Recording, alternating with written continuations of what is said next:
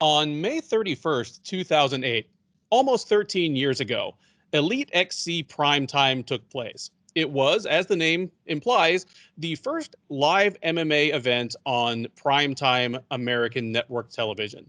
Elite XC put its best foot forward for this event.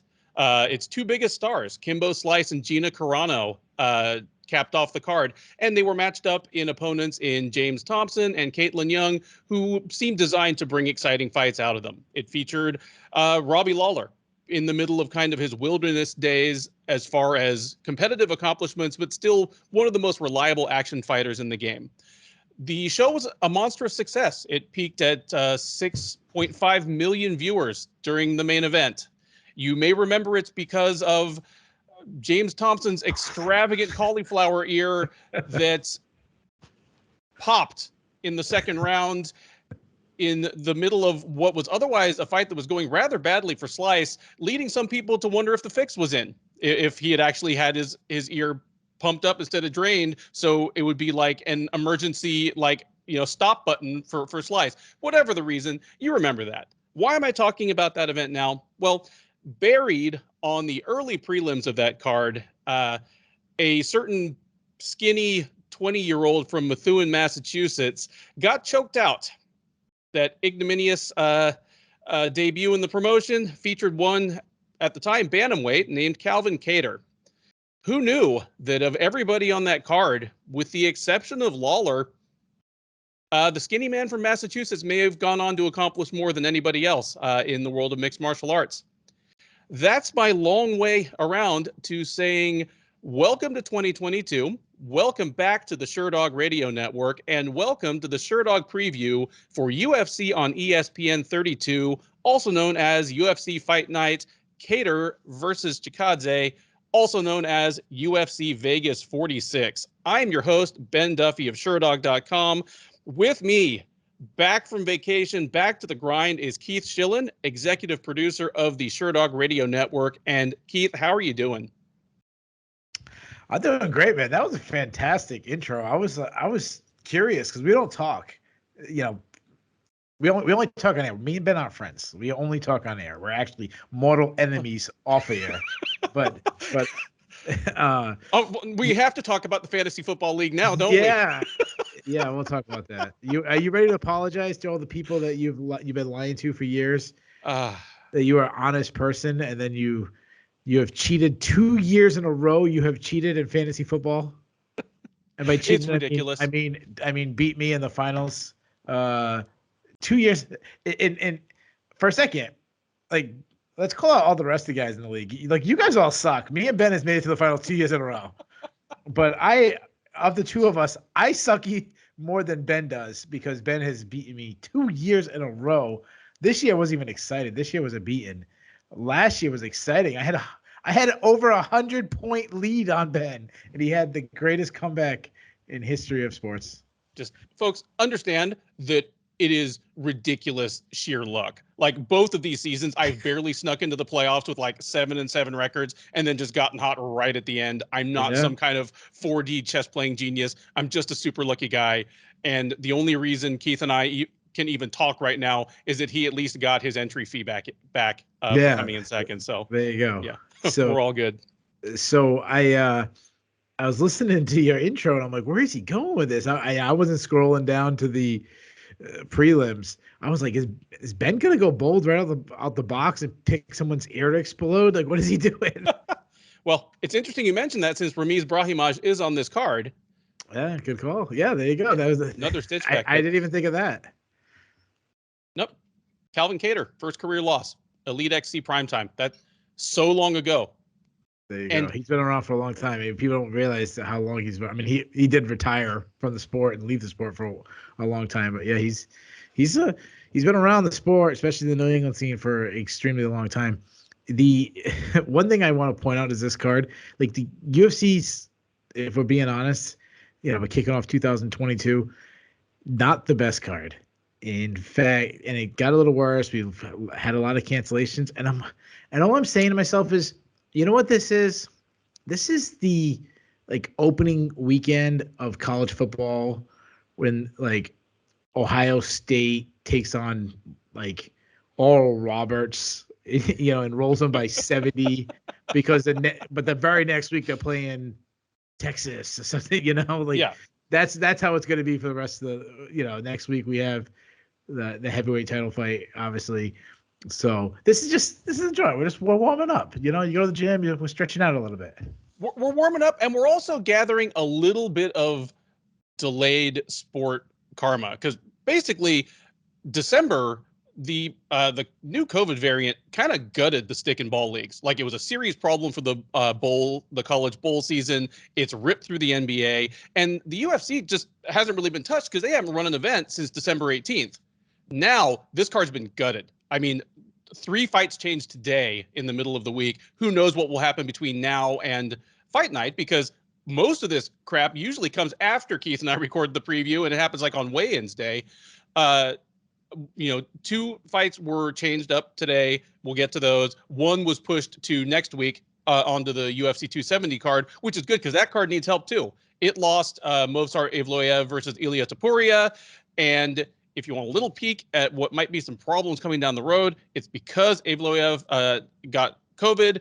Evloev trains at American Top Team, which is the biggest gym in the sport, just talking in terms of like how many fighters are there and how physically big it is. So watch for upcoming cards for the next month or so to really, really be in a state of flux. If you like chaos, it's going to be a good time. If you're the kind of sharp that looks for betting opportunities as kind of weird late notice matchups come up, keep your eyes peeled. For me, yeah. I'm just glad that we got all this news today so I could spend today cramming instead of recording the whole thing and then finding out that a third of my work was for nothing, 2 days from now. Which is probably going to happen anyways. When the card is down to 4 fights. There's a lot to unwrap there because we're not going to get political, and everyone has at their point their opinions on the whole COVID scare and everything. I mean, I think I can speak for everyone. We're all we're going into our 3rd year. We're all sick of COVID at this point. But whatever's going on with the strand, and I'm not savvy enough in the sciences to really understand, but everybody's tested positive for COVID right now in every sport. I know in my personal life, my neighbor across the street has COVID. My coworkers, I'm like surrounded by coworkers. I mean, heck, I might have it. I don't even know. It's terrible. And then I think about like the NFL playoffs coming up. Like, I just keep thinking, the regular season has been, when Aaron Rodgers couldn't play a game, Yeah.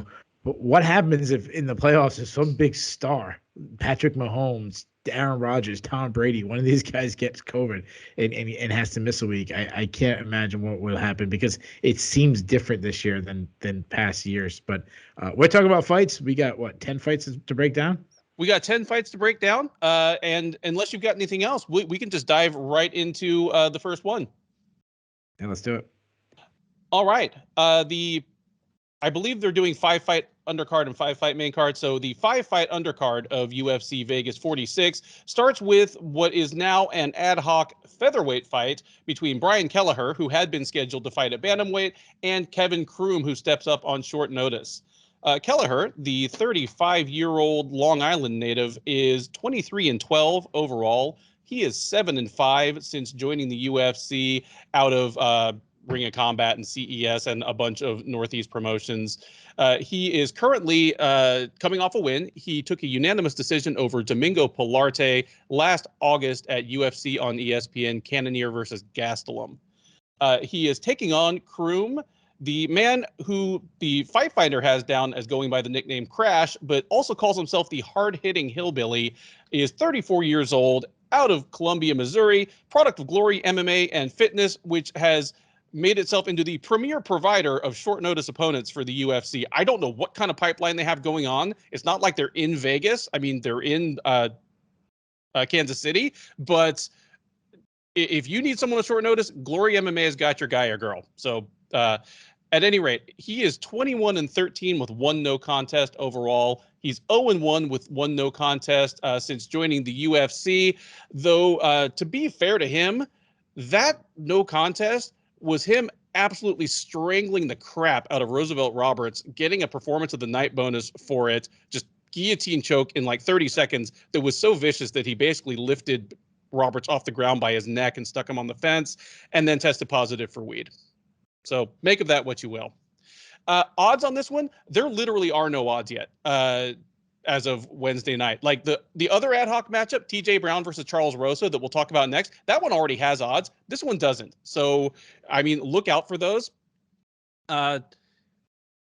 Kelleher was originally scheduled to take on Saeed Yakub Kakramanov. It's a mouthful. He's a serious bantamweight prospect. Instead, now he meets Croom at 145. I'll say this. I mean, this certainly isn't as important a fight anymore, because I really like Kelleher at bantamweight as kind of a guy to greet new people coming into the UFC. I think he presents just kind of a good challenge, a good meter of whether they're UFC ready. At 145, you know, he's fought at 145 pounds a couple times before, but, you know, he's not a featherweight. So if he wins, it doesn't really help him at all. It doesn't advance him in the bantamweight rankings. He's never going to step up to featherweight full time, I can't imagine.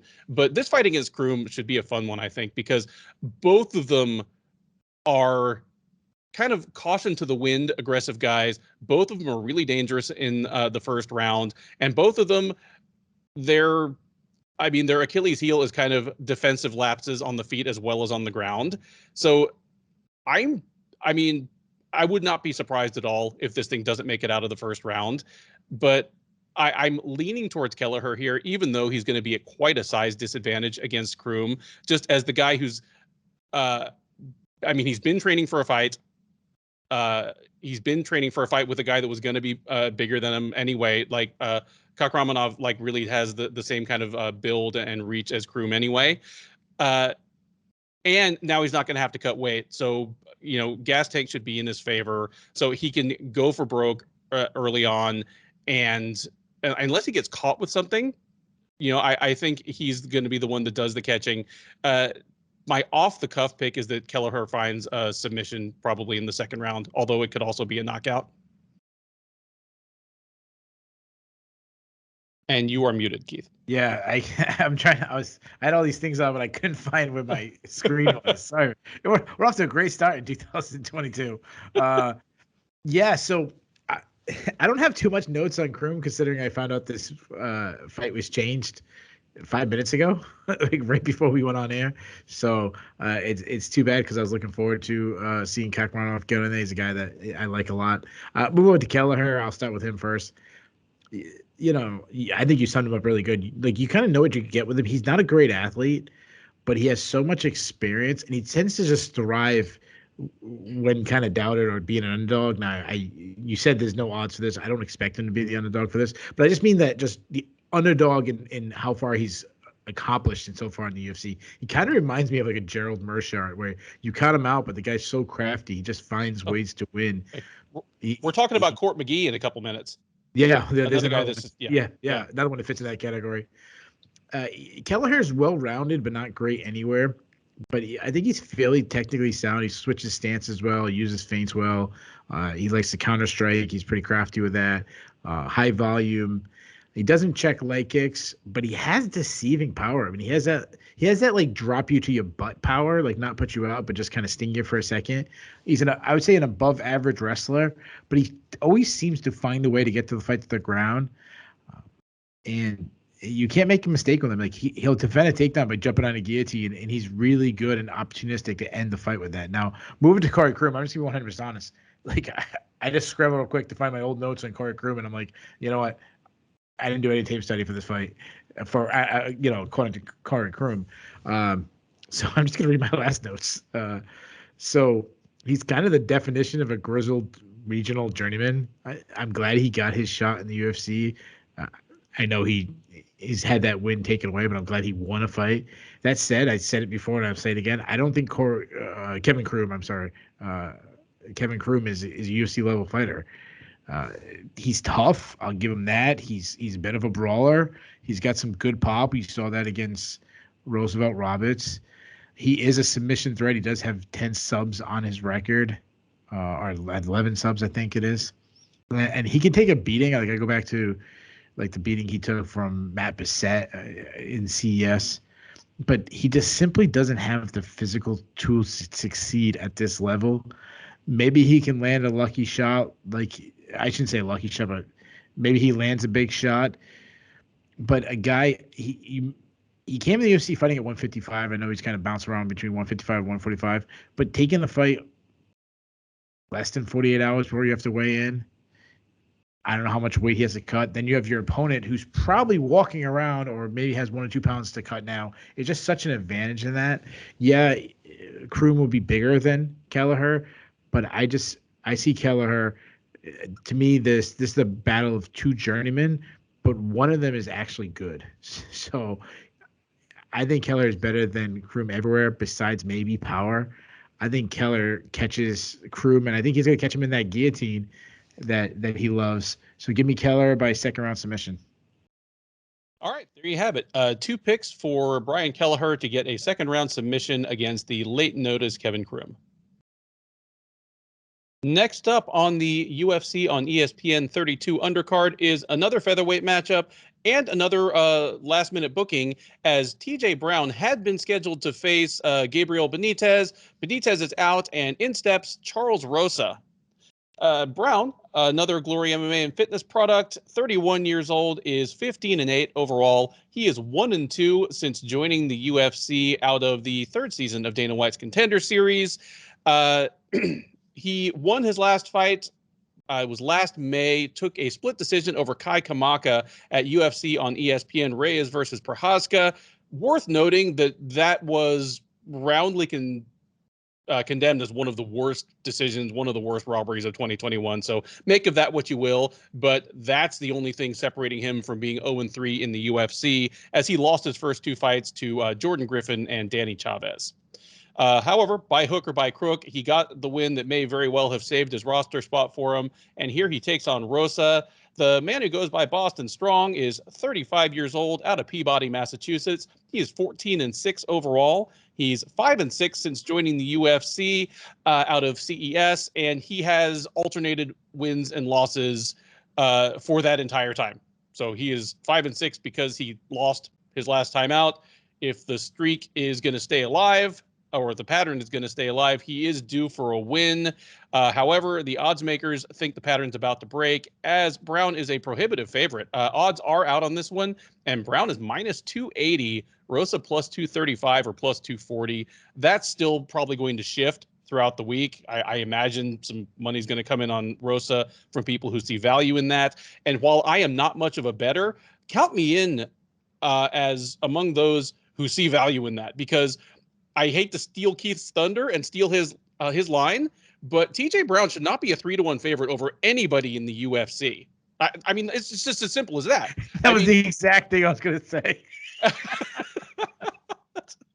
I mean, and this is no patch on him, because he's been generally competitive in his fights, but he is a robbery of a decision away from being 0-3 in the UFC against non-contender level featherweights.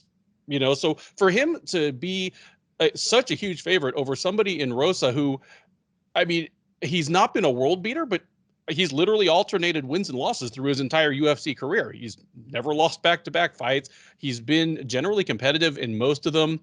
The only thing that's keeping me from just putting a stamp on this fight as Charles Rosa is the best value on this card, go out and get the hotcakes while you can, is that Rosa at his best is not much of a round winner. He's really deliberate. He has trouble doing things that really put a stamp on a round and win him that round. So he has trouble winning decisions. Just, you know, low output, deliberate. His best area is the ground, regardless of what you saw in the Bryce Mitchell fight. Rosa, you know, he's good on the ground generally, but often doesn't try to get it there until too late and isn't great at getting it there. So there's every chance that he could just end up losing by decision to Brown, and it might be another crummy decision, not as bad as the Kamaka one, but where we're just shaking our head. Well, I mean, yeah, you probably should have won, but you could have gone out and gotten this fight and for yourself if you wanted.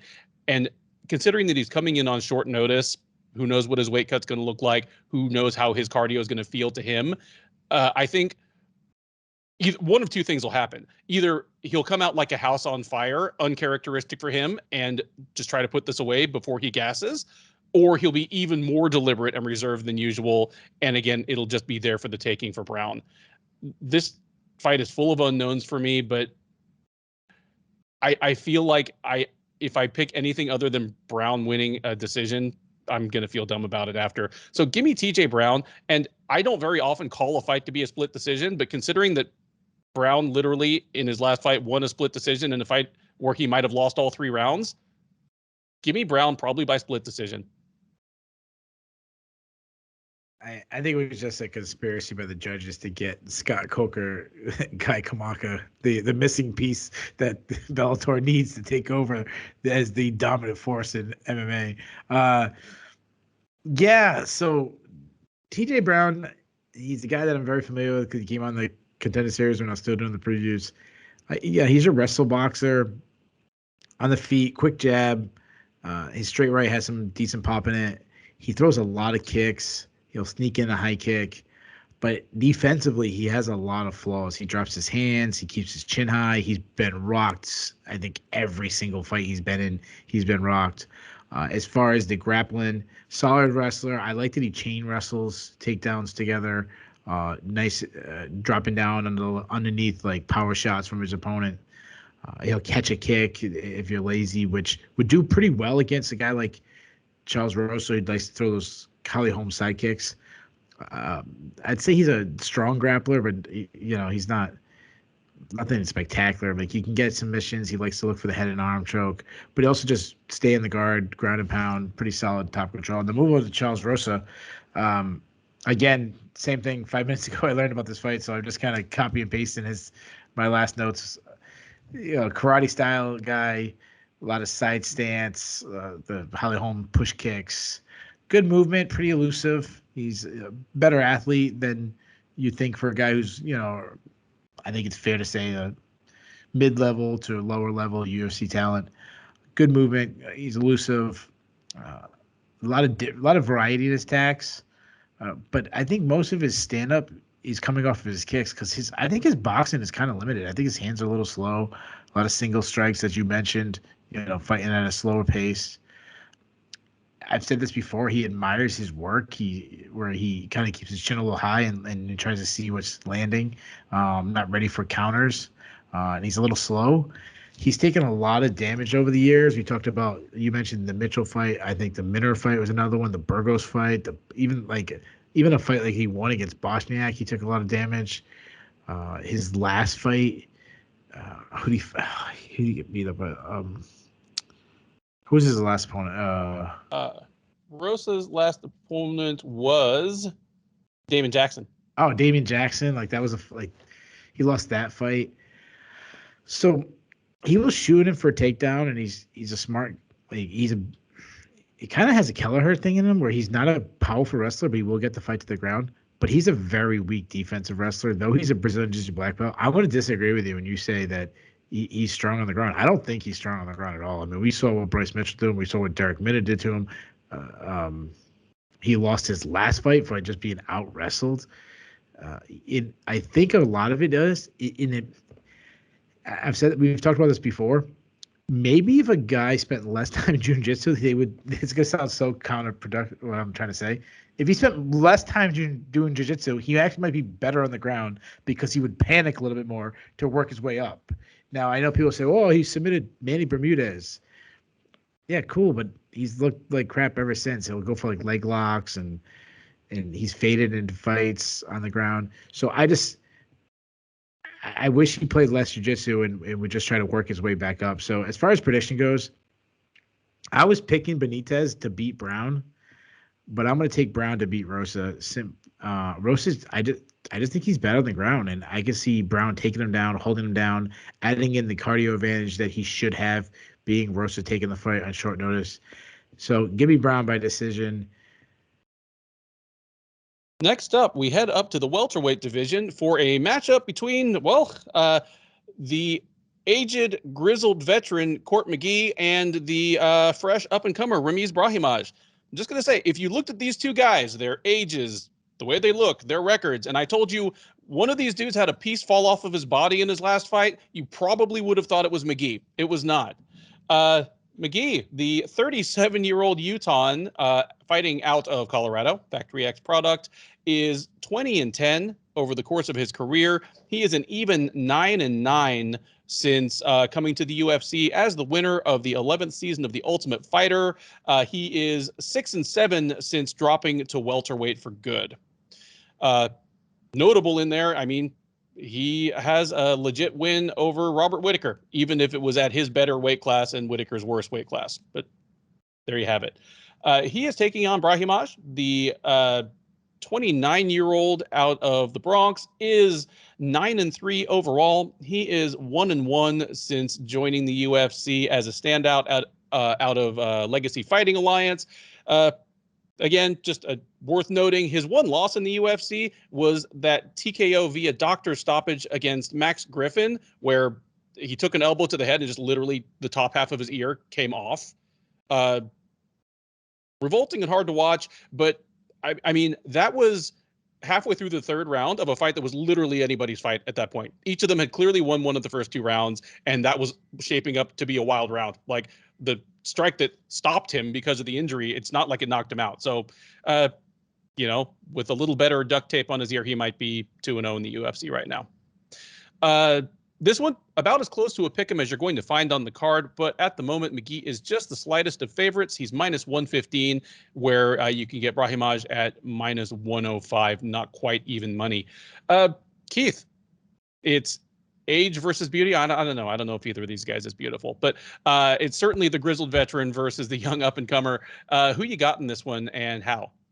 Yeah, so, man, I'll say this about Court McGee. Like, I was ready to write this guy off, and he's not a great athlete or any of that, but he looked pretty good in his last fight. On the feet, he's got basic boxing. He's kind of slow, but he's smart. He attacks the body. He loves his straight right to the body. Some defensive flaws. He a little bit of head movement he needs to improve on. But he did show some good power suddenly against on the feet against Claudio Silva. He obviously has always been freakishly strong. Seems like to be the theme of this card. Not a great wrestler, but intelligent enough to know when an opening is there to get the fight to the ground. And when he's on top, well, one, he's hard to take down if you try to take him down. But when he's on top, he'll just grind. He'll just stall on top, just be heavy, wear you out. He has 5 submission wins, but he hasn't got a sub since 2010. So at this point, it's more of just a stat than I think of a tool. Now, Brahimaj, on the feet, he's exciting. Like he's known for his ground game, but on the feet, he's exciting. He fights behind a high guard. He does slip his head off the center line well. Not enough, but his offensive tools he has. It works behind a jab. He knows he uses it to set up his power shots. Really steps into his shots. I really like his straight right that he was landing against Max Griffin. One of the issues I have with him though is he can be a little low output. He'll also telegraph his shots a little bit, make it easy to avoid. Like Max Griffin was avoiding a lot of his shots with some good footwork. And he doesn't cut off the cage. He follows, and he's a little slow. Like he was beat to the punch by Max Griffin. Like he's not a great athlete either. But he's got a good chin, as you mentioned. Like he was getting hit with some big shots from Max Griffin and didn't go down. As far as the ground goes, though, he's special on the ground. I would say similar to Court McGee, he's not a great wrestler. He doesn't have this like power double. He kind of prefers this Damian Myers snatch single game. But if the fight hits the ground, he's a legit submission threat. He's competed in some really high percentages to tournaments like world championship type tournaments. All of his wins have come by way of submission. I think he's got 9 wins, and all 9 have been by sub. So that's something you like. So as far as prediction goes, I have more confidence in Court McGee now than I did heading into his last fight. And I give him a much better shot than I would have guessed if you asked me 6 months ago. But I still don't have a lot of confidence taking Court McGee in 2002. I mean, he's been in the UFC for a long time. He's been in some wars. He's getting up there in age. And, like, not to be insensitive, but this is a guy who is extremely open about being a former drug addict. Who knows what damage you do to the body because of that. but he's looked better. But I'm still going to go with Brahimaj. He's the better athlete. An area where McGee usually finds his comfort is in grappling, but that's really right up Brahimaj's alley. Like that's what Brahimaj wants. He wants you to take him down. McGee has never been submitted, so I don't see that happening here. But I see Brahimaj just winning position, maybe riding his back or something like that for a long period of time and just winning a decision. So give me Brahimaj to win his first fight by decision. Awesome. Yeah, I feel like all the dynamics you're laying out there, I was certainly surprised, pleasantly surprised, because again, I came up, a lot of my formative years as a fan in Utah. So, I mean, guys like Court McGee and, Steve Seiler, I saw fight in front of like 150 dudes when nobody knew who they were. So it's always good to see him do well, especially someone with a story like McGee. I remember McGee on Tough, just absolutely the kind of stories he would tell with a straight face. Like, it made them funny and sad at the same time. He's like, I know I can't take substances, because I'll drink one beer and I'll wake up 3 days later, like in a car that's not mine with no shirt on and I don't know where I am. Like, it's great. It's great to think that they were talking about this in his last fight, that he will have a surgery and take like no medication, nothing. Yeah. So, I mean, I can't imagine.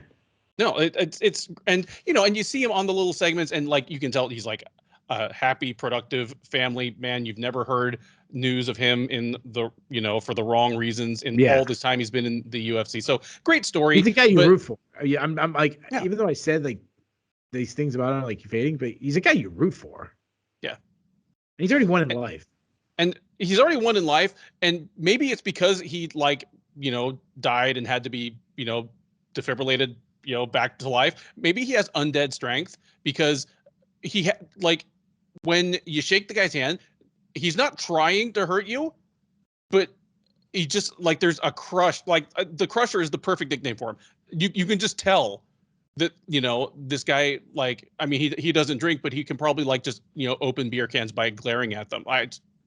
My problem with the Claudio Silva thing is Silva is a guy he's never quite lived up to the potential he seemed to have, and he's 2 years older than McGee. I mean, he was 39, or he was at least 38 when they fought.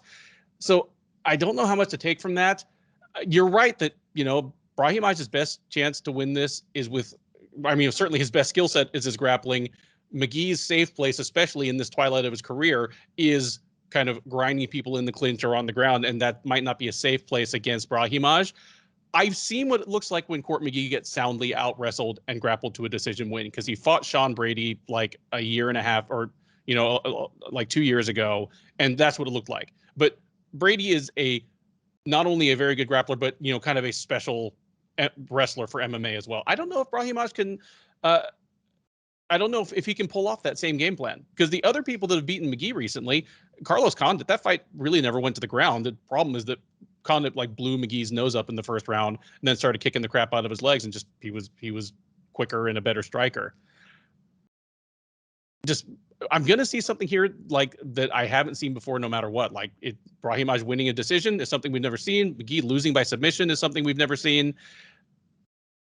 Like, everything in me is just saying that McGee finds a way to dig this one out, and it goes down as maybe like his last really good win of his career. And I understand why the odds are what they are, but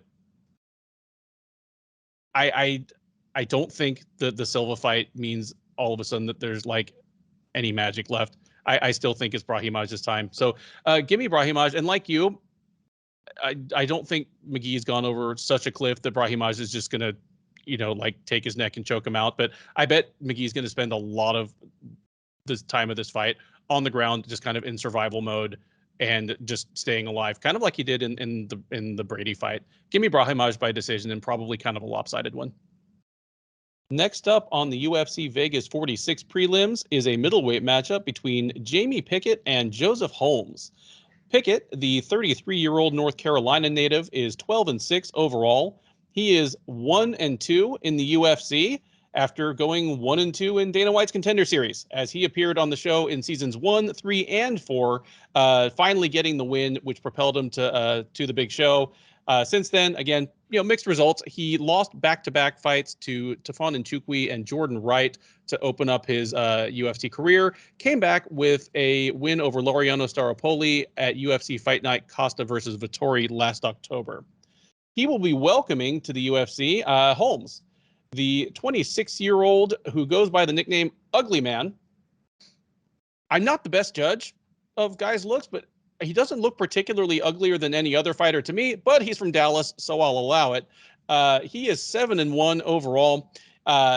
This will be his first fight in the UFC. He fought on the Contender Series last October, got a win, but was not signed immediately. So he came on down to Houston, drove on down I-45 and fought at Fury Fighting Championship 53 in November, knocked out Jonathan Patti in the first round. That has propelled him to the UFC.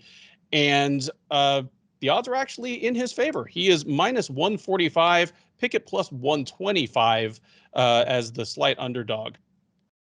Keith, who do you like in this one? How do you see this fight going? Yeah, so this is an intriguing one with a guy making his debut. Pickett is extremely just inconsistent. Like there's times he looks good, and then there's times he just looks terrible. I mean, one fight he can have high output, and the next fight he'll have extremely low output. I mean, even his chin can be inconsistent. I mean, this is the guy who doesn't get knocked out by a power puncher like Nchukwi, but then he gets flattened by Jordan Wright. So, and I know that was on the ground, but I mean, he was getting beat up before that. Mm-hmm. The good Jamie Pickett is well-rounded. He has, I'd say fairly fast hands. He does well to mix it up, keep his opponents guessing with feints. He switches stances a lot to keep them guessing. He likes to be the aggressive fighter, lead the dance, and not be forced on his back foot. He uses movement well to move away. I'd say he has plus power. He doesn't possess one-punch knockout power. He can be exciting at times. Like I said, that he'll have a low output, and then on other fights he's throwing flying knees, so you don't know. The one thing I don't like about him is he doesn't have much of a kicking game at all. He doesn't check leg kicks. He's probably a better grappler than he is a striker. He's a good chain wrestler, got some good ground and pound. He only has one submission on his record, so I wouldn't say he's a submission threat. And he makes a mistake of like chasing a submission and losing position. And if he ends up on bottom, he really struggles to get back up. And I think overall the worst part of his game is he's not a great athlete. Like he always kind of like lacks a little bit of a speed advantage. Now move over to Holmes. Holmes is kind of the opposite. Holmes is a very raw product. He's 26. He's a huge middleweight. Of course, he's on this card because James Krause, Glory MMA and fitness product. But he's long and lengthy. Like I said, he's raw. He's hardly a finished product. Some things I do like on the feet, good feints, a lot of long strikes, likes to keep his distance, uses kicks well to keep range, but he also will throw a high kick. And we've talked about this before. Even if you don't land the high kick, it looks good for the judges, and obviously it just hurts. They could break an arm blocking it and just cause a contusion and stuff like that, and just slow down your opponent's striking. Some issues I've seen from tape study, a little bit of a low output at times, single strikes with the hands. He also has tall man's defense where he either pulls his head straight back or pulls it straight back to one side, which I don't like. I do like that he mixes up.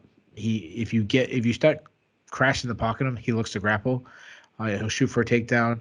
Not a strong wrestler, more of not drive through your hips, more of a clinch takedown game where he gets kind of like just like a slide by, try to put a hook in, get behind you. But he's got really good back takes. So if he gets that position, when he gets his hooks in, it's really hard to get him off because he's got these really long legs, and he's got 5 subs on his record. So as far as prediction goes, this is a really close fight because the defensive holes of Holmes on the feet is troublesome, but he is a physical specimen, and he's at the age where you see improvements, and he's with a good team that we've seen guys in that team making improvements fight to fight. I think he uses his range from the outside. I think he does well there. I think he adds in maybe a takedown or two, or just wouldn't, maybe hold a dominant position and gets the cage.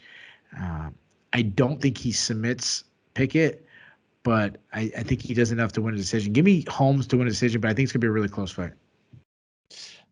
I love that you pointed out the inconsistency in Pickett, because if you could guarantee me that we're getting good Pickett this time, I actually, feel pretty good picking him, even as the slight underdog. But as you pointed out, we don't know which Pickett we're going to get.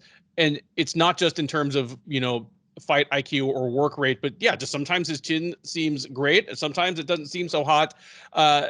And against someone in Holmes that, as you said, super raw. I mean, he's 26 years old. This is only his 9th MMA fight. Especially at a camp like Glory MMA and Fitness, you expect him to probably be making big strides in between fights. Someone like him, when you get to the UFC kind of this early, and you're someone like Holmes that on the regional circuit, I mean, yeah, his skills have come along surprisingly fast, but also he's been able to get by on just next level athleticism compared to the people he's been fighting. He's just generally been the bigger, stronger, and faster person against everyone he's fought so far. And when they get to the big show, fighters like that, sometimes they're able to make the adjustments quickly. And sometimes it takes a while, and sometimes they never can make the adjustment. I mean, I think of people, everyone from like Ariane Lipsky to Phil Hawes to like the Kosi brothers, just different stories of people kind of getting used to freeway speed at the UFC, and whether they do it immediately, it takes a while, or not at all. But yeah, I expect Holmes to be better than he was in his last fight, and I don't know what to expect from Pickett. So I'm leaning towards Holmes as well. Give me Holmes by decision.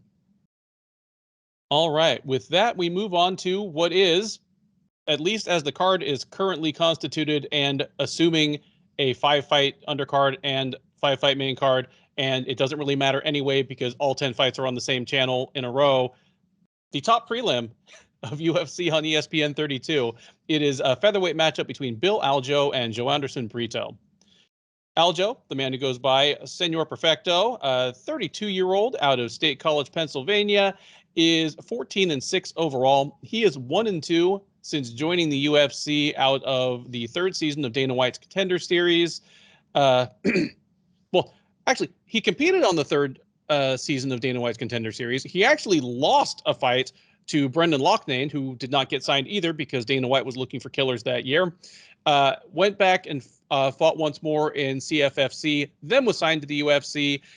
Since then, he has lost to Ricardo Lamas, beaten Spike Carlisle, and lost to Ricardo Ramos, which must be confusing for him since their names are basically the same. He is taking on Brito. It will be the debut for the Dana White's Contender Series Season 5 prospect, who rides in on a 12-fight unbeaten streak. After losing his 2nd career fight, he has gone 11-0-1 since. He is 12-2-1 overall. Took a technical decision over Diego Lopez on the 1st episode of last year's Contender Series. Brito, kind of in a running theme here, despite being the debuting fighter, is favored to win. He's -135, where Algeo is +115 as the underdog. Keith, are those odds righteous? Is that how you see this fight? Who have you got winning? Yeah, I mean, this card is really balanced. I mean, there's not many fights that it's a blowout one fighter in the odds. So having one guy slightly favor the other, like, I'm okay with that. So Algeo is a guy I'm familiar with, as you mentioned, coming up from the Contender Series. He's a long and lengthy fighter. He has a lot of pro Muay Thai experience. He's a bit unorthodox because he keeps his hands low and he really relies on head movement, a little bit of a Corey Sandhagen style. High output pressure striker. He's a crisp striker.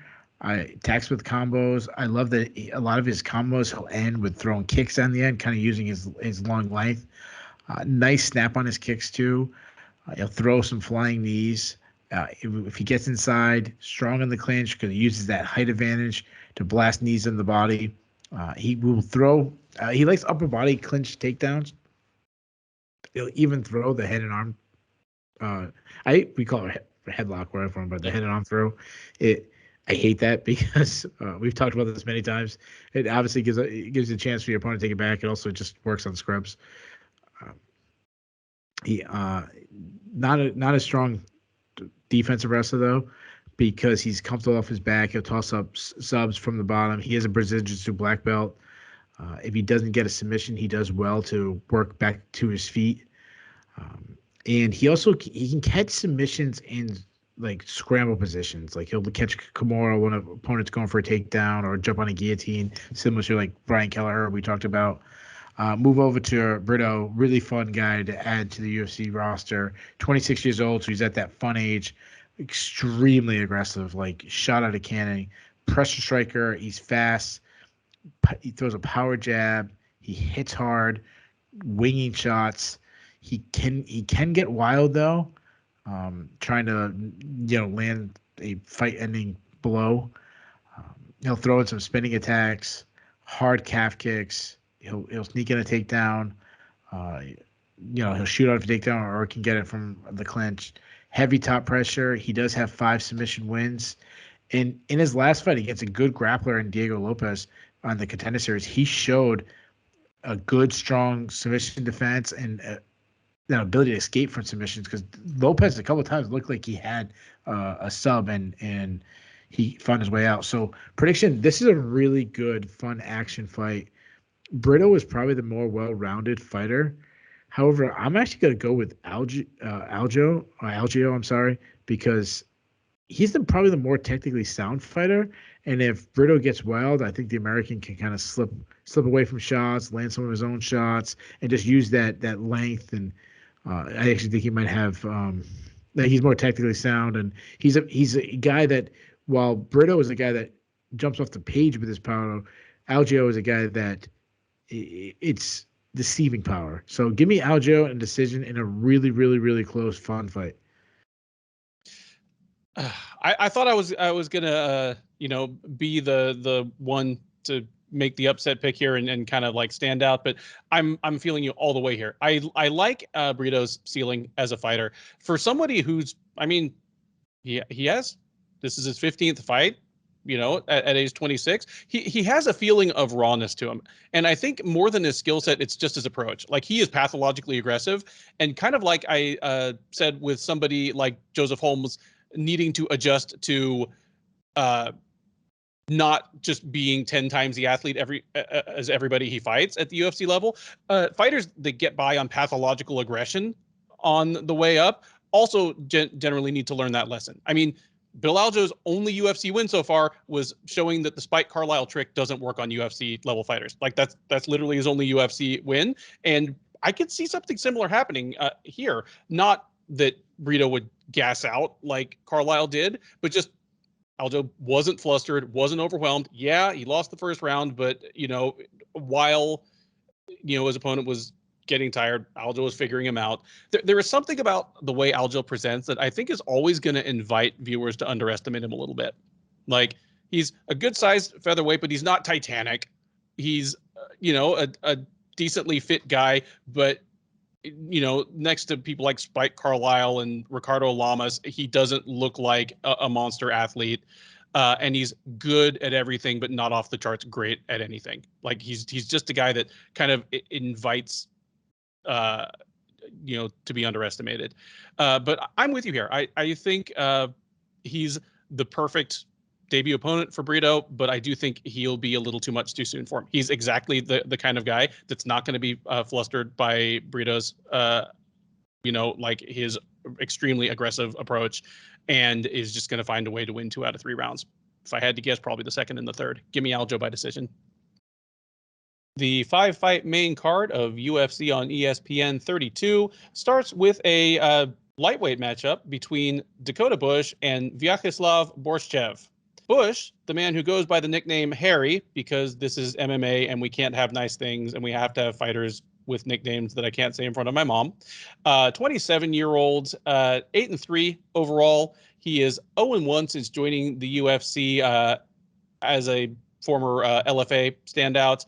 He lost his debut last April via unanimous decision to Austin Hubbard. He is welcoming another pretty highly touted prospect to the UFC in Borshchev, the man who goes by Slava or Slava Claus. I don't know why. Is 30 years old, fighting out of Team Alpha Male. he fought on Dana White's Contender Series last October, knocked out Chris Duncan early in the second round to stamp his passport to the UFC. And again, the running theme, he is the favorite to win, moderate favorite. He's minus 180, where you can get Harry Bush. Yep, I said it. Around plus 150 or plus 155.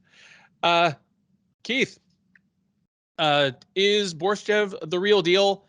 Is Bush the right man at the right time? Who you got winning this one?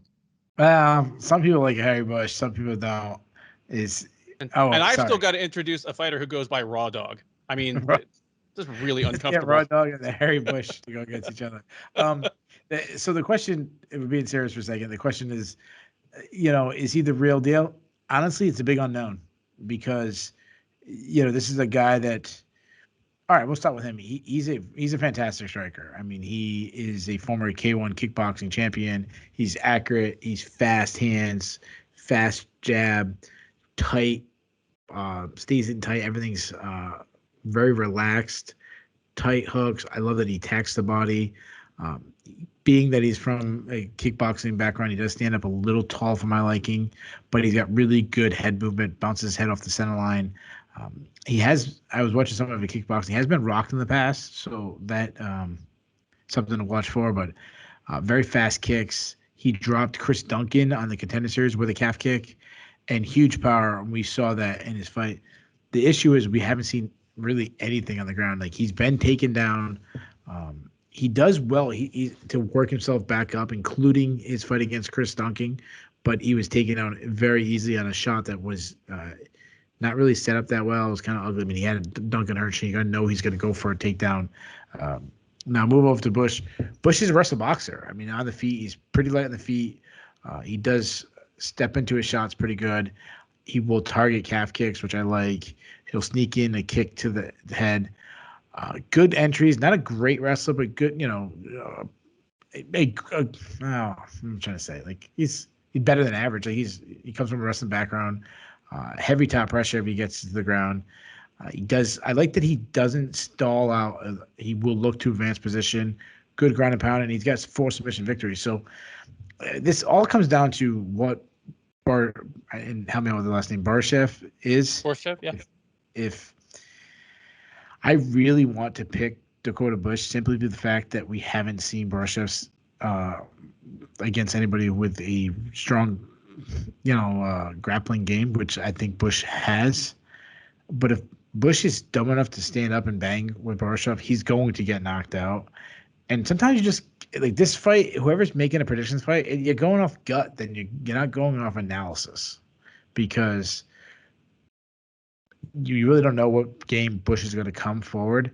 And sometimes you just, one guy can be special in the UFC, and the other guy is just a card filler. So I'm going to go with being 2022. I'll just stay more on the positive. So I'm going to go with the guy that could become something in the UFC. So I'm going to say Borshchev does knock out Bush, and I'll say he does in the very first round.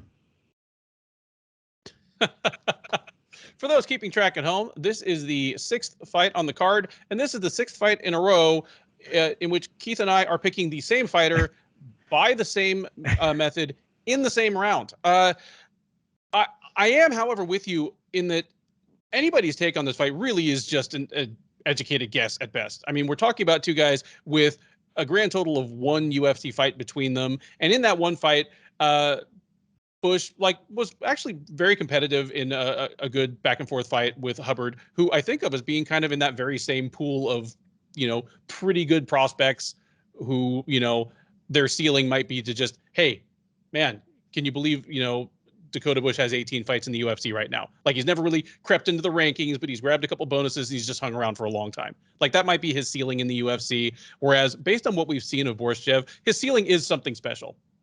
I'm not saying he's like Rafael Fiziev or Giga Chikadze, but it's that same type of, these are some dazzling highlights. This guy can throw all the strikes. He has power in all the strikes and, impressive hand and foot speed.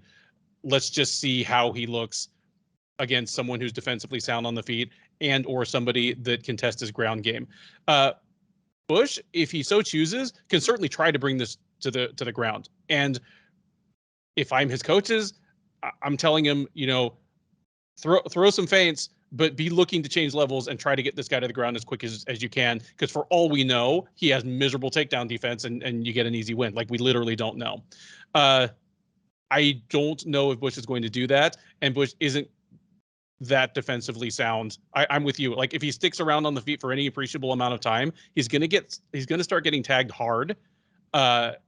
He might start getting tagged hard to the legs, which is gonna, discourage him from changing levels. And I think this is a good debut matchup for Borshchev. Give me Borshchev by first round knockout as well. Maybe something for the highlight reel. Maybe something that gets the hype train going for just another really interesting prospect in the lightweight division. Next up at UFC Vegas 46 is a flyweight matchup between Katlyn Chookagian and Jennifer Maia. This is a fight that, Keith and I, in discussing cards in general, will often, kind of point out inconsistencies in bout order where bouts don't seem to be given the shine or prestige that they might otherwise deserve, and it's not even a question of whether there will be an obligatory unranked heavyweight slobber knocker. It's just how far up the card are they going to dare to put it? Tonight, Jake Collier versus Chase Sherman is your co-main event, and Katlyn Chookagian versus Jennifer Maia, which based purely on rankings might actually deserve to be the main event over Kattar versus Chikadze. Like, Chookagian is ranked higher than Kattar in her division, and Maia is ranked higher than Chikadze in her division. Like, how about this? You got two former title challengers lower on the card than two heavyweights coming off of losses, both of them. One of whom is, well, we'll get to that when we get to that. Okay. Like, Sherman has one of the worst records of any fighter on. It's for the bare knuckle boxing fans, bare knuckle boxing legend. That's exactly what it is. Pride of Mississippi. At any rate, Chookagian, 33-year-old out of New Jersey, is, on a night that we've had several, upsetting nicknames. Her nickname is Blonde Fighter, which, if nothing else, I've met her and it is absolutely accurate. 16-4 overall, 9-4 in the UFC.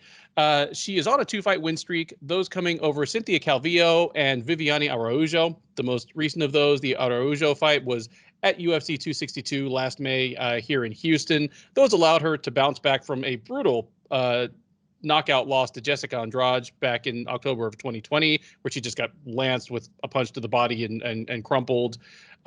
She is now going on 2 years since her unsuccessful try for the flyweight title against Valentina Shevchenko.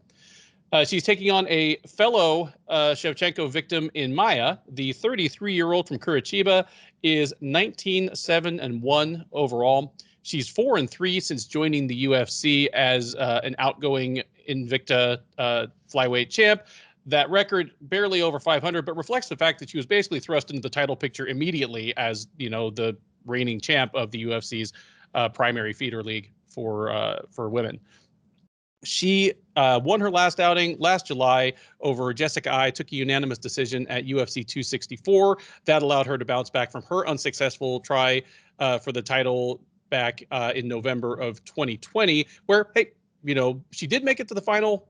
Horn, lasted 5 rounds with the champ, even, won a round from her, which in the era of the dominance of Shevchenko, I mean, that was literally pointed out as like a moral victory. Like, when was the last time someone took a round off of Shevchenko at flyweight?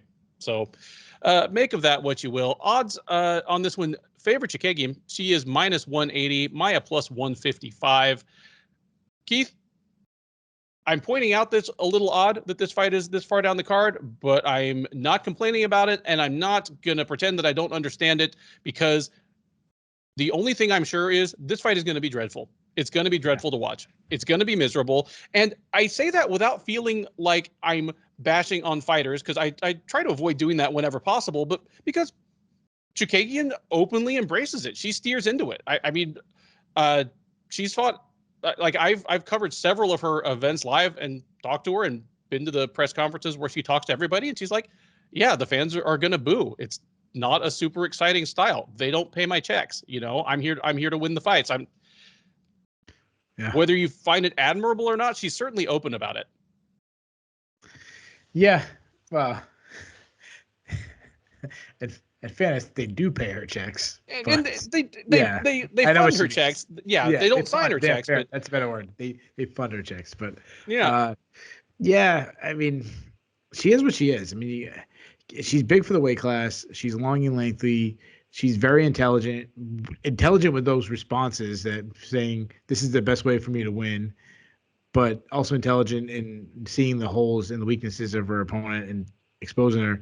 She constantly puts herself I shouldn't say constantly, but she often puts herself in the best place to win. She's an elusive fighter. She uses movement well. She adds just staying busy. And when I say staying busy, I mean high volume of straight punches in the dead space in between her and her opponent. We've said this many times. We're talking about Katlyn Chookagian. Holmes is also famous for this, of striking to open spacing and making sounds, which just tricks the judges that you're landing. It's a style built for the Apex too. Yeah, I'm sure it is. I haven't been to the Apex, but I'm sure it is. She works behind a jab. If her opponent does try to crowd her, she would do those Holly Holmes side kicks. If you crash the pocket on her, she's strong in the clinch. She's got good length there, but she's also a criminally underrated grappler. As we talked before, she trains in one of the best grappling gyms in the world with Hensel Gracie and John Danaher. You go back to the Antonia Shevchenko, you saw the takedown she was getting on her. Good top control, solid ground and pound. Now move over to Jennifer Maia. Maia's not a great athlete, but she's well-rounded. She's a plus boxer who attacks with combos, a lot of straight punches. She has a Alex Volkanovski stand to her where she likes to hold her ground and refuse to give an inch, and then relies on picking up timing. And that is good and bad. It makes her a stationary target, but it improves her power because she's always got her base underneath her, if that makes sense. The issue is going to their first fight, because this is a rematch. Going to the first fight, Chookagian had so much success just moving around her and movement and mixing up her attacks, and Maia never really picked up her timing. Now, Maia, if she can get to the clinch, she's strong in the clinch. She's got some mean, dirty boxing. I would say she's an okay wrestler, above average wrestler.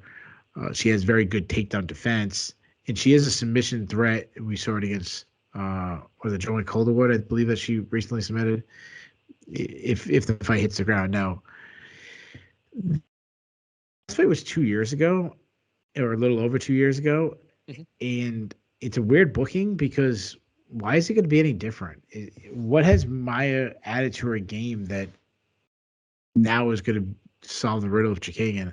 She's going to have to blitz her. She's not going to, going to have to not allow her to get comfortable just working from the outside without having any offense really coming back. And she might even be better off turning into a clinch battle. I don't think either fighter will have a big advantage in the clinch, but I know she will not have an advantage working a outside point kickboxing game with Katlyn Chookagian. But until I see a difference, I just see Chookagian working on the outside, staying busy, and winning a very boring, saying to the media members afterwards, they don't pay my checks. The fans don't pay my checks kind of thing. Yeah. Agreed on all points here. Chookagian is, for all the reasons you pointed out, she's a great neutralizer. That's a good word. That's a good word. And everything about her, from the actual fight style, down to how she talks about it, it reminds me of Elias Theodorou. Elias Theodorou had, good athlete with a good skill set that he used just in the most conservative and risk-averse fight style possible, and he was happy to own up to it. And despite he had a good record in the UFC, despite being marketable, he was probably the best looking dude on roster, and kind of a witty and well-spoken guy. The UFC cut him as soon as they possibly could justify it. I wonder not if the ugly Chookagian. man guy. No, So he's not the ugly man. You know, I wonder if Chookagian will find herself in that place. Like, you know, the UFC will be like, okay, you know, she's not getting another shot at Shevchenko. Like, we're going to cut her loose as soon as we can. But yeah, this fight, it's going to be the same dynamic as last time. Maia's going to want to be in the clinch. Chookagian's going to want to pot shot at range or from out of range at the air. And we've seen that Chookagian is the one of these two that is able to impose that on the other. Because, well, yeah, if one person wants to fight and the other wants to stay away, the one who wants to stay away is going to have the advantage. Who's been able to close on Chookagian when she didn't want them to? Jessica Andrade and Valentina Shevchenko is about it. And those are two explosive women, and Andrade in particular has one-shot power. Like anyone else, like bouncing in and punching Chookagian in the stomach like that probably wouldn't have finished that fight. That's a Jessica Andrade special. Jennifer Maia doesn't have that in her. So yeah, give me Chookagian by decision again. This one's gonna be a rough one, but hey, the winner is still right there in the top 5. Third from the top at UFC Vegas 46 is a flyweight matchup between Brandon Royval and Rogerio Bontorin. Royval, the Factory X product who goes by Raw Dog and explained it for everybody at the press conference this week. 29-year-old, 12-6 overall, 2-2 since joining the UFC as the outgoing LFA flyweight champ. He won his first 2 over Tim Elliott and Kai Kara-France. Looked fantastic in both by submission. Since then has suffered back-to-back losses, those against, however, Brandon Moreno, your current UFC flyweight champ, and Alexandre Pantoja, who is right up there in the top 5 as well. He is looking to bounce back against Bontorin. The 29-year-old Brazilian is 17-3 overall with 1 no contest. He is 3-2 since joining the UFC and here's a bit of trivia for you, the first male fighter ever signed out of Dana White's Contender Series Brazil. At any rate, 3-2, won his last outing. That was a unanimous decision over Matt Schnell back at UFC 262 last May. Odds on this one, fairly close, but Royval is a moderate favorite. It's minus 160 for him, plus 140 for Bontorin. Keith, you and I think, seem to agree between segments here that this one has fight of the night all over it. I mean, really any men's flyweight matchup does in the absence of something really special from one of the other divisions. It's crazy to think that just 3 years ago, the UFC was down to like 11 flyweights left on roster. They were flocking away. It looked to all appearances like the UFC was going to close the division. And most fans seem to be on board with that, just thinking they can never sell flyweight. And now they're usually the highlight of any card they're on. How do you see this fight going? And then exactly like that, being the highlight of the card. This is a fantastic fight. It's a really hard fight to pick. I like both guys. It's one of these fights both guys kind of need to win, especially Royval. So I love the fight, but I also hate it in that sense. Royval, southpaw, so athletic. He's a constant pressure, high volume striker. He's long and lengthy, long jab. He uses his length to actually close the distance, or the space in between him and his opponent. He just follows his jabs and his long legs to strike, to land shots. He loves flying stuff. He throws caution to the wind, flying knees, spinning attacks. I love that he throws great step-in knees. He really knows that he's tall and how to use it. He's got some defensive holes, though. He keeps his hands low. He loses power because he tends to throw from his hips. He's been cracked. I mean, go back to the Kai Kara-France. Kai Kara-France almost knocked him out. He doesn't check leg kicks. That's another issue. And in the grappling, though, this guy is really fun on the ground. Flexible. He's a submission threat. Kind of catches submissions and scrambles. He has a very funky style to his scramble game where he just kind of keeps his hips moving. Very similar to his first opponent in the UFC, Tim Elliott. That's why that fight was so fun. He's a weak defensive wrestler, but some of that has to be that he's just so comfortable to be taken down, and he kind of makes it easy because, and this is like the third or fourth guy in this card, I said this, probably he'll jump to a guillotine or something. He does make the mistake of chasing the sub instead of using space to get up. Perfect example is Brandon Moreno. He had opportunities to get up and instead he was chasing subs. And this guy will go hard the entire 15 minutes. Like, he's an action-packed fighter. Now move over to Bontorin. He's also well-rounded. Fights out of both stances, constantly switching stances. Tight boxing. A lot of power shots. He's extremely strong for the weight class. He's got power in both hands. He likes to throw it out in the pocket and can really hurt guys. Good grappler, good trip takedowns. He's good heavy top pressure. He's got 11 submission wins in his career. The one thing that has always jumped out to me, and the reason why I've saved this on the notes from Bontorin, he had a fight against Ray Borg where Ray Borg dominated him in the wrestling department, and that still is like a sore topic with me. I'm just so surprised by that because I see a really good grappler, and I don't know. I'm not letting that go because Ray Borg got like 8 takedowns or something like that. So as far as my prediction goes, I'm looking at the record of Brandon Royval, and I'm like, Tim Elliott, Kai Kara-France, Brandon Moreno, Alexander Pantoja, and then Rogerio Bontorin. Like, that's your 5-fight run to start the UFC career. Like, that is a hard of a run anybody's ever faced. I mean, that's a murderer's row right there. I mean, you got top contenders, you got title challengers, you got the current champion. But so this fight is extremely tough to call. Bontorin has the power advantage. He also has the wrestling advantage. But Royval has the length. I think he's probably the more technically sound. And I actually think he has the speed. I'm really on the fence. I didn't make up my decision on who I was going to win until right before we went on air. I'm going to go with Royval, but I'm going to take Royval by closest of margin and give me Royval by split decision. I love this fight as well. And I'm glad that you pointed out what a ridiculous gauntlet Brandon Royval has had to run since joining the UFC. And obviously, he joined as a highly touted guy. I mean, he was the LFA champ, and LFA's got, maybe the third best flyweight division in the sport. That's one thing LFA still has been able to maintain. But yeah, Tim Elliott, Kai Kara-France, and then Moreno and Pantoja. Who has the second best? One championship? Maybe what they would call their strawweight division. I know that Joshua Paccio and I know theirs is always different, but yeah. I mean, sorry to side note you, but yeah. They might have the second best.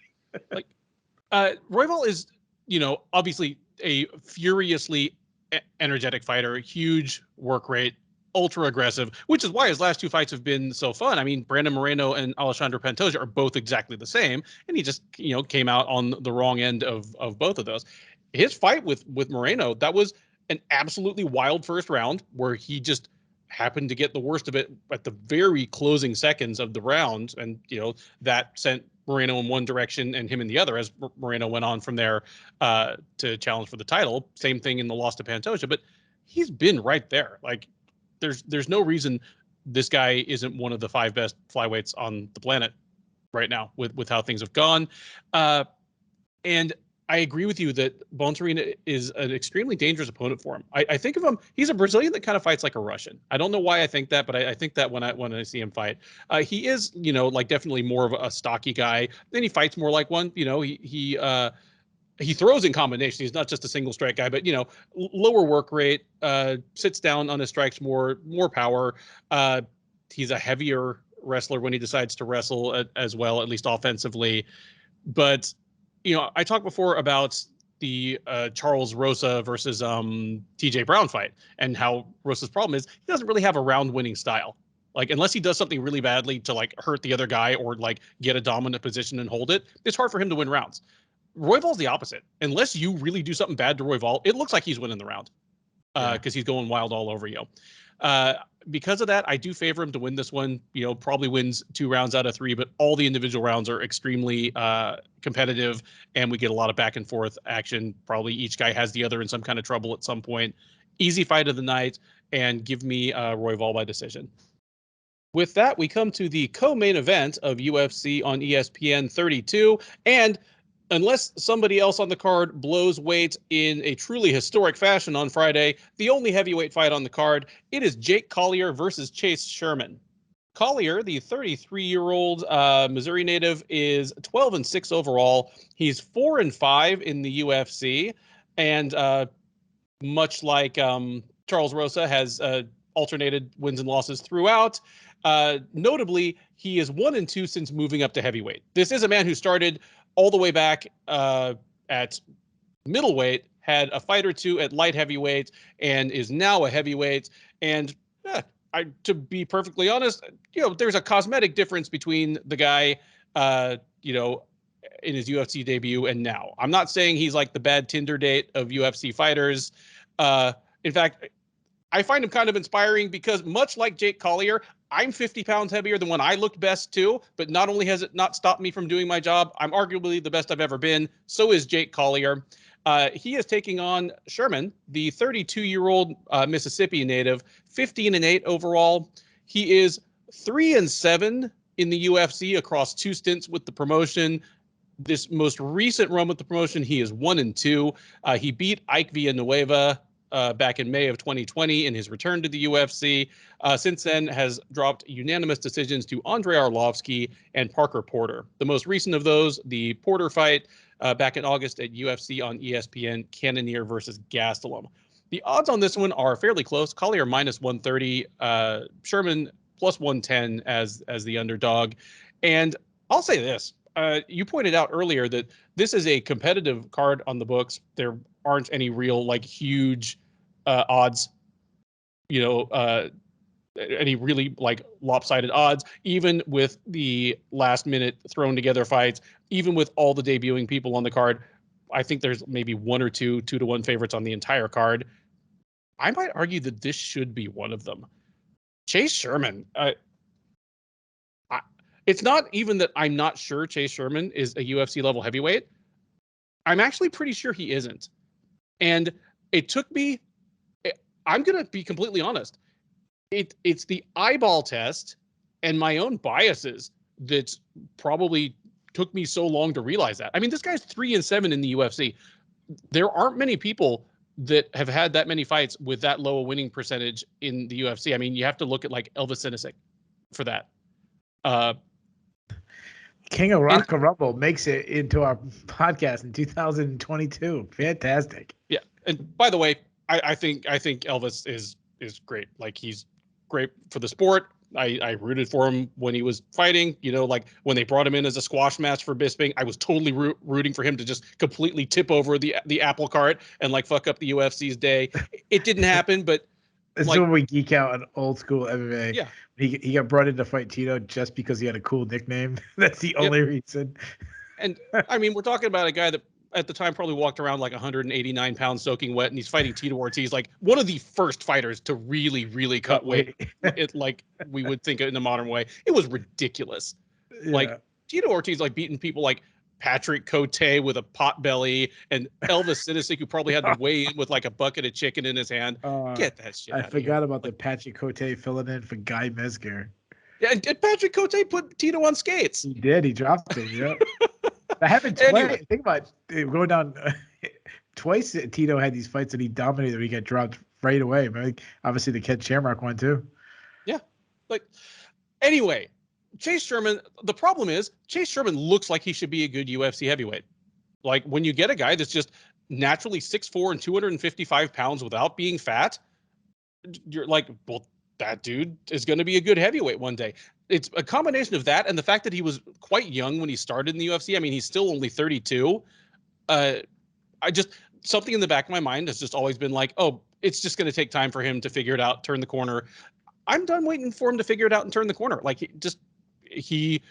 When you look at these two guys at the weigh-ins, you're going to be the tall guy's going to whoop ass just based on the eyeball test. And it's just not the case. And not only is it not the case, all the things that you would think from the eyeball test are wrong. Because even though Jake Collier, just literally has 50 or 60 pounds of fat on him that he didn't have, 5 years ago, gas tank is not a problem. He's still a pretty nimble guy on his feet. I'm not saying he's, Surreal gone, but I'd say he's not a minus athlete by the standards of the division. He's just one of those guys that he jiggles a little bit when he moves, but he moves. I expect that Collier is going to keep this a stand-up battle, and I think he's going to win. I think he's going to win going away. Like, he's either going to win the last 2 rounds with ease, or he's going to get stronger while Sherman fades and get maybe even like a TKO in the 3rd round. Because we've been picking like the same winners and the same results all night, and because I don't want to manifest into existence like 8 out of these 10 fights going to the final horn, I'm going to say that Collier gets a 3rd round TKO. Maybe hurts a tired Sherman on the feet, falls into the ground, finishes this thing off, does the truffle shuffle, and I stand up and cheer in my seat. Sorry about that. I lost all my skills during our couple weeks off. So Chase Sherman looks like a guy that, yeah, you're right. Like, he looks like a great athlete at heavyweight. He looks like a guy that could be in WWF, but be one of these guys. Like, when the NWO came out, he'd be in the NWO, but like not Hulk Hogan, obviously. He'd be like one of the guys in the background that just like wouldn't really say anything, but just would like look tough and then throw up like the wolf pack symbol to the crowd, and that's it. Like, and then they would like jump Sting. Like, that's what Chase Sherman looks like. Like, he just quiet, but like he has the look of like big henchman type, or totally be a bodyguard for Shawn Michaels or something. So I'm a little higher on Chase Sherman than you are, but not much. I like his boxing a little bit. He's got some tight boxing, but he's a bit of a stationary target for a guy who looks like he can move around. He really doesn't. He doesn't move laterally. I said this before and I'll say it again. He looks like a guy who does a lot of pad work and not a lot of footwork drills. Doesn't, he is a bit of a builder. He can get stronger as the fight goes on. And he used a lot of feints. His left hook is his best punch. He landed really clean elbow against Ike Villanueva, which was nice. Some nice stepping knees. He's added some calf kicks, but he lacks power at heavyweight. Like, he's not a big cracker where he, drop you with one shot. American Martin Tybura. There you go. He looks like he's hit way harder than he does. Yeah, he's not a big. He's one of the weaker hitters in the division. He doesn't grapple. He throws some calf kicks, but he doesn't clinch battle. Like, he's just kind of a boxer. I mean, he's kind of set for bare knuckle boxing where he came from. Now move over to Kelleher. Is as much as we kind of like to tease him and his big gut, and I think he's slimmed down a little bit for this fight. He's looked good at heavyweight. I mean, he's a high output, which is crazy when you think of this guy with a big belly hanging out, jiggling around. He's a high output with some tight boxing. He fights behind a high guard. I love the variety in his strikes. Busy jab, throws hooks to the body, throws combinations. He mixes up high and low really well. Throws kicks everywhere, nice kicks to the body. Will throw a kick to the head. He throws some calf kicks. He does have a wrestling background, though he hasn't got a takedown since 2014. So at this point, I think that's kind of gone. He did gas a little bit against Carlos Felipe, but that pace was so high that like a gassed out Jake Collier is still putting up a higher volume than like fresh heavyweights. So it's funny because someone was talking on Twitter and they said, oh, the co-main event is a bunch of guys that would never break the top 15. And I think Collier could. If you take Chase Sherman, yeah, you look at the 2 guys with their shirts off and you'd say, yeah, that NWO henchman guy is better than the guy who's sitting in the stands watching the wrestling, because that's what Jake Collier looks like, with his tight Coco Beware shirt on. But I'm with you, man. I'm taking Collier. I think he's the fastest striker. I think he's got more output. I think he's got better variety. And I really see him teeing off on Sherman. I was taking Collier by 3rd round TKO. That's why I laughed when you said it.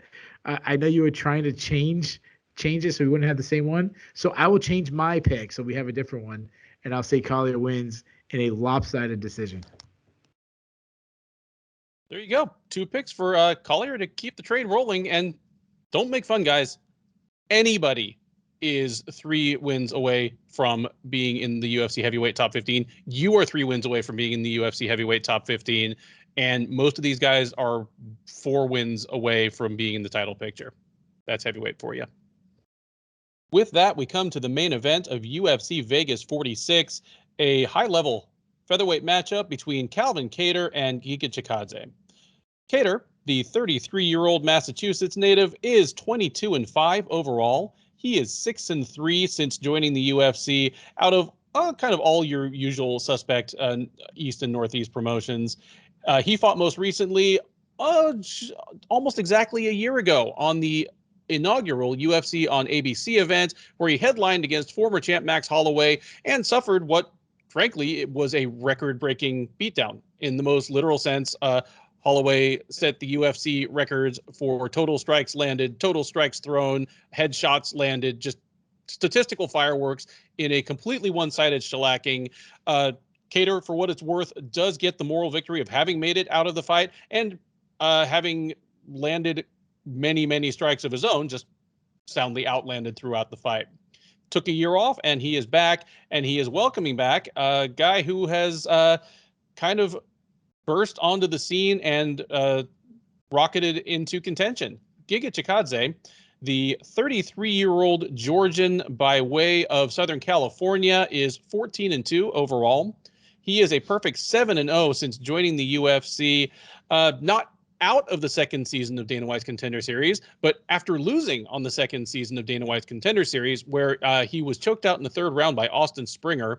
He went back to California, won a couple fights in Gladiator Challenge, got the call up in late 2019, and since then it has been a lot of dazzling highlights, not much in the way of serious challenges to his supremacy. Fought twice last year, lancing Cub Swanson with a body kick, which he has dubbed the Giga kick, but I'm sure Boss Rutan would call it something else for you. And then knocking out Edson Barboza in the headliner of UFC on ESPN 30 in August. Chikadze is a substantial favorite to win this fight, minus 240. Kattar is plus 195. And with all the instability at the top in the featherweight division, there is every possibility that this fight ends up being a title eliminator for only one of its participants. Because if Chikadze wins, considering that the featherweight division is so starved for top contenders, like as deep as the division is overall, right in this moment, it's so starved for top contenders that the UFC was trying to do Volkanovski versus Holloway 3, even though Volkanovski's up 2-0. Holloway's out, and it's Korean Zombie stepping in for the title shot, not because he is necessarily the most deserving challenger on paper, but because he's the biggest name available on short notice. The division is starved for contenders. Chikadze is undefeated in the UFC, has a hell of a highlight reel, and unlike some of the other featherweight up-and-comers, he's actually 33, where people like Movsar Evloev and Ilya Topuria and Arnold Allen are still in their mid-20s.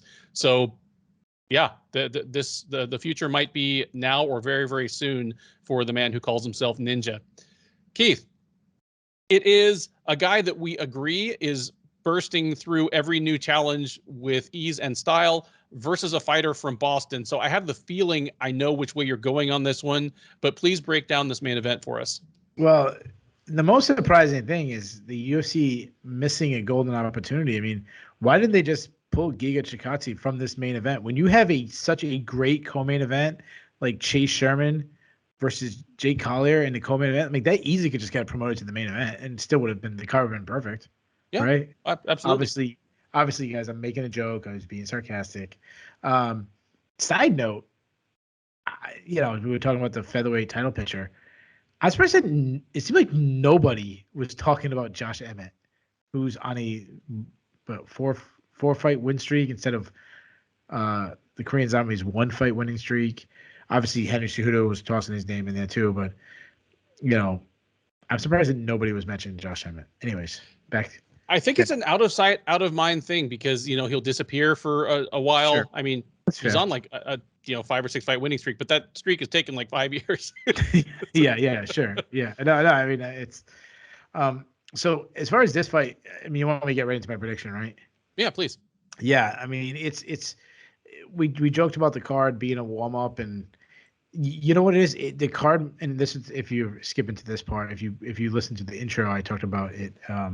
We're not the best card, not the best undercard, but you know what this is? Like, yeah, this might be I don't know what teams I said. I think it was like Ohio State versus Oral Roberts. Oral Roberts, yeah. But you know what it is? Suddenly it's overtime, and Oral Roberts is playing Ohio State. And so we're also going to start tuning in and see what the hell happened. It's exciting. And that's how this card is ending. Not that either one of these fighters is Oral Roberts, but I'm just saying the card is ending as exciting as possible with two of the best featherweights in the world. Now, Calvin Kattar, very technically sound. He's a boxer. He can be a slow starter, but that's because he's setting traps. Very Anderson Silva, John Jones. They kind of did little similar things. He will pick the pace up as the fight goes on, but his patience early, we've seen him give away rounds and really gave away a fight to beat Magomed Sharapov because of that. But when he's flowing, he's really good. He fights long. He does well to keep his opponents at the end of their strikes. As I said, he has great fluidity in his punches, good hand speed, good accuracy. He throws straight punches down the pipe, everything coming inside. One of the best jabs in the UFC, has good footwork. He will switch stances. I pointed out last time we talked to him, I love when he's in the orthodox stance and he switches to the southpaw and like immediately throws like hard hook from that side as soon as he does, kind of catching his opponent, transitioning their brain to a different angle. He uses feints well, slick combinations. I love the step back uppercut that he uses when his opponent's trying to blitz him. He will target the body. He's got really underrated, good, like not even good. He's got great power. The couple ones that I pointed out before is he turned Jeremy Stevens into a wrestler. Like who hurts Jeremy Stevens where he wants to wrestle you? And Dan Ige was hurt so bad he started pulling guard from Calvin Kattar's punches. The step into elbow just absolutely destroyed Jeremy Stevens. The flying, he likes to throw flying knees when he's starting to feel himself. But because of his wrestling heavy style, he's having that front foot. We haven't seen him fix it yet. Going all the way back to that was something that Renato Moicano had a lot of success with. He also doesn't like being pressured. Like people forget, but Chris Fishko was doing was having success early and even rock Kattar by just kind of blitzing him, especially when considering Kattar's a slow starter. He's a weak defensive wrestler, but if you take him down, he's very hard to hold down. And so despite being all the stuff I said about Calvin Kattar, like that was all the positives. The negative is we just saw him get one of the biggest beatdowns in the history of the sport, as you talked about with Max Holloway, which was still not shocking that Max Holloway outstruck Calvin Kattar. It's shocking of how easy that was for Max Holloway. Maybe something was off from Kattar that night. Maybe he had an injury, something we don't know about. But that worries me a lot. It worries me how much damage did he take. And now he's going to come back and he's going to fight a even more decorated striker than Max Holloway in Giga Chikadze. Now Chikadze, former glory kickboxer, very light on his feet. He's a beautiful counter striker. Throws a lot of feints to draw out your attacks. I love that he feints with his hips, with his shoulders, just little movements tend to get you going. He's so calm. He's so poised. You can tell he has so much experience on the feet. He sees everything. He can really be effective striking from both stances. He's got very fast hands. He's got power, knockout power in both hands. He's like a sniper with his power shots. He doesn't miss. He's very accurate. His overhand right is so deadly. Just doing tape study again. One note I said about him last time was that he'll throw his overhand right from different angles. He'll purposely will come like wide on one, or then in like more shorter inside. So he'll hit you with that one, and then you see it coming next time, and then he takes a wider approach and he kind of wraps it around. A good example of that is, well, I don't know if this is the best example, but what Jake Paul did to Tyron Woodley is where you throw it inside and then you come around it next time. So they're bringing their guard in and you wrap it around. The other thing I like that he does, I've noticed this time watching tape study, because he really is a mystery. Of the more tape study you see on a guy, you realize how brilliant they are, and then you realize how not brilliant you are, because there's such levels to what he does. I love that he actually changes the speed of his throws. Like he'll throw a punch at one speed, almost slow it down a little bit. So the next time he throws it, he actually throws it faster. So you thought you picked up his timing and you didn't. Like it's like a changeup in baseball. Like he throws the 78-mile-per-hour changeup, and then the next pitch is the 98-mile-per-hour fastball. Like it's crazy that guy would do that. It's so impressive. Really, really good. I mean, we didn't even get to his kick shacks and body kicks. You talked about the Chikadze kick there, calf kicks. The one concern, and it was a concern going into Barboza fight, it's a concern going into this fight, is last time we saw him grappled, he got out grappled on the Contender Series. We really haven't seen him challenge that too much recently, and that's still a concern. Like, I don't know how good of a grappler he is. Now, as far as prediction goes, Kattar can wrestle this and win. He's a criminally underrated grappler. He's pretty good. I just don't expect it. I expect to see a war in the feet.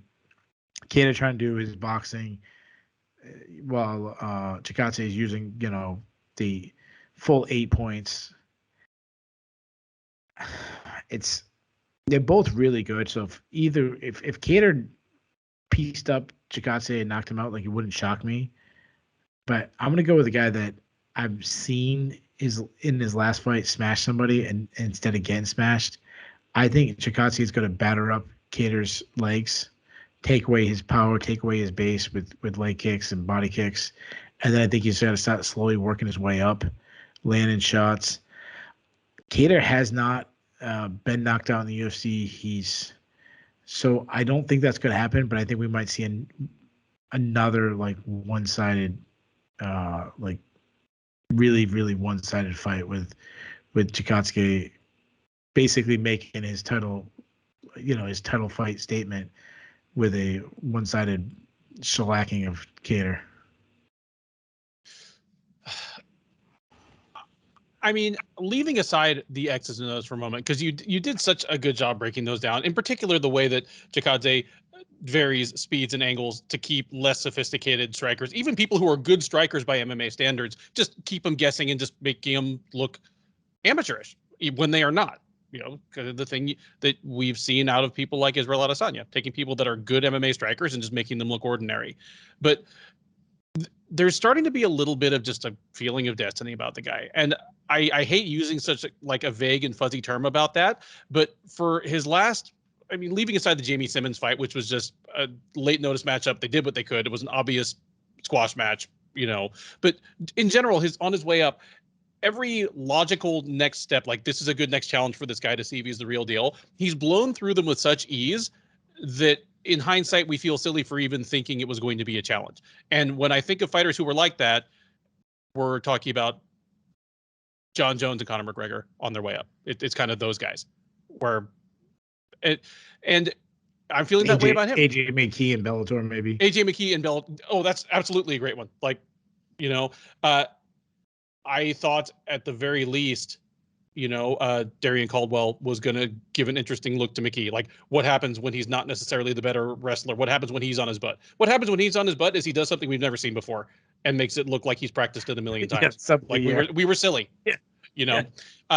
It's the same here. Like, I thought Cub Swanson might be, if you wanted to, could have been a guy who could have tested Chikadze's ground game, a guy that's difficult to put away. We all remembered the Jose Aldo knockout, but that belies the fact that Cub Swanson had never been stopped since.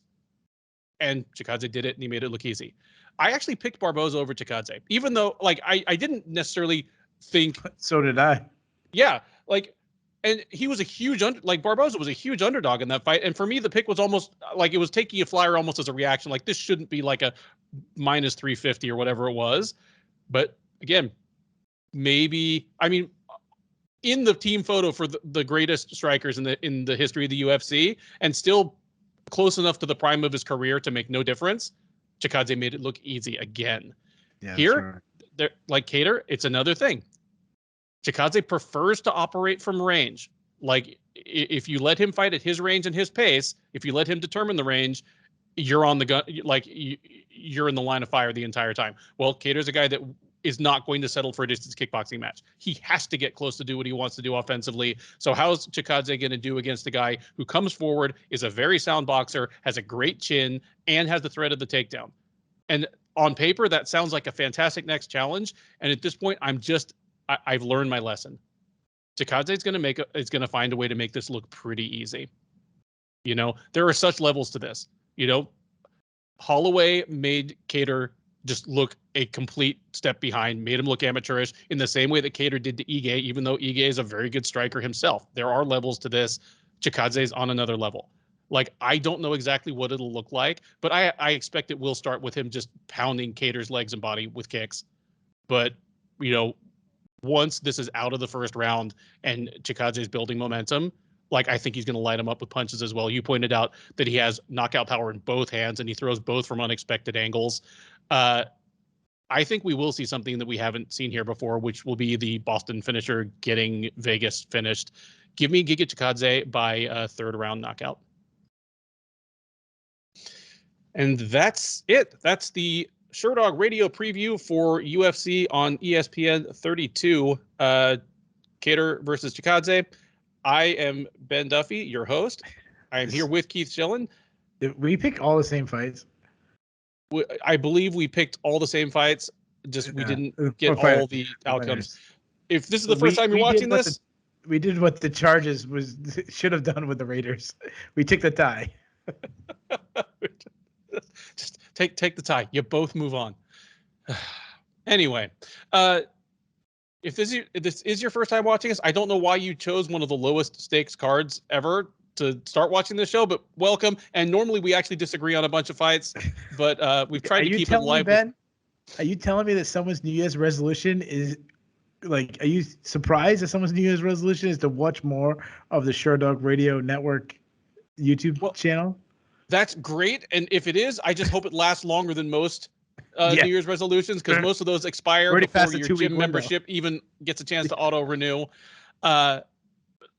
The fights take place this Saturday. Afterwards, we will, of course, be doing a live recap, even if it is slightly distracted by the Patriots playoff game. I have to take the wheel a few times because Keith is mad or has to mute and cuss a bunch. Like, whatever happens, we'll be here. It's on the Sherdog YouTube page. The live chat is always rocking. We take your questions, your comments. If we were wrong about any of these fights, we were wrong together. So you can heap all the abuse you want onto us. But got anything else for the folks, Keith? Nope. Happy New Year, and we're going to rock this all year. Yep. Thanks for watching, and we'll talk to you after the fights.